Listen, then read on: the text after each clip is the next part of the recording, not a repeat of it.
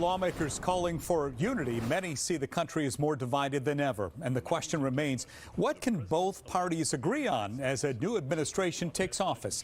That is the topic of this week's Willamette Week cover story. The newspaper brought together emerging members of both parties for a conversation. Sandy Mayor Stan Pulliam and Multnomah County Commissioner Sushila Jayapal. Joining us to talk about the issue is Willamette Week news editor Aaron Mesh. And Aaron, thank you for being here today. We appreciate it.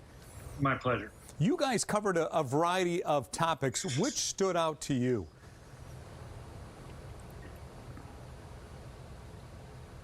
Do you hear me okay, Aaron?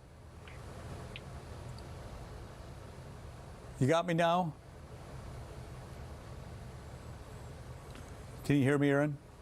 I can now. Sorry about that. Gotcha. I'll repeat the question for you. You guys covered a whole lot of topics in your conversation there. Which stood out to you?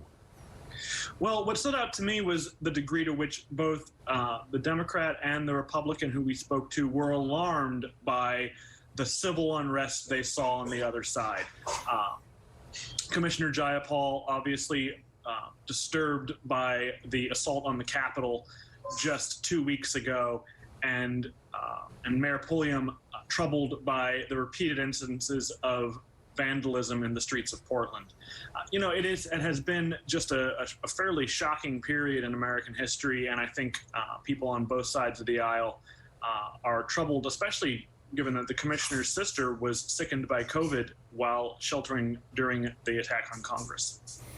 There were parts of the meeting where both sides really seemed to agree. Did any part of that agreement surprise you? I was surprised by the degree to which both Commissioner Jayapal and Mayor Pulliam weren't very happy with the response of the state of Oregon to COVID-19, that both of them described mixed messaging and a failure to help Oregonians understand why lockdowns were taking place and what the science behind decisions that the government has made were. Both of them expressed frustration with Governor Kate Brown. What were some of the disagreements where neither side could find common ground in your discussion?